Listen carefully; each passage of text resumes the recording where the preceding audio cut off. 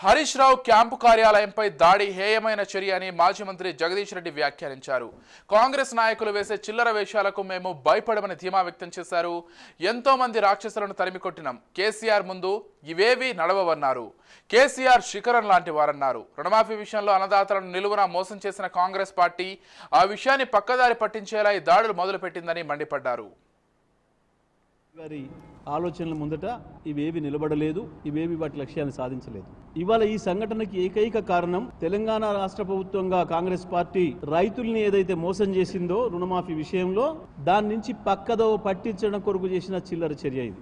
BRS party కార్యకర్తలు, తెలంగాణ ప్రజలు, రైతాంగం అందరూ కూడా అర్థం చేసుకోవాల్సిన విషయం.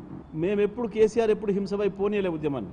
10 సంవత్సరాల కాలంలో ఎప్పుడు కూడా అధికారంలో ఉన్ననాడు ఒక్క కేసు కాంగ్రెస్ పార్టీ నాయకుల మీదనో ఇతరుల మీదనో నమోదు కానీయలే, ఒక్క భౌతికమైన దాడి జరగనీయలే. కేసీఆర్ రక్తంలోనే హింస లేదు. మొదటి నుంచి కూడా అహింసాయుత పద్ధతుల్లో నడపాలి అని చెప్పి ఉద్యమాన్ని ఆ పద్ధతుల్లో నడిపించింది.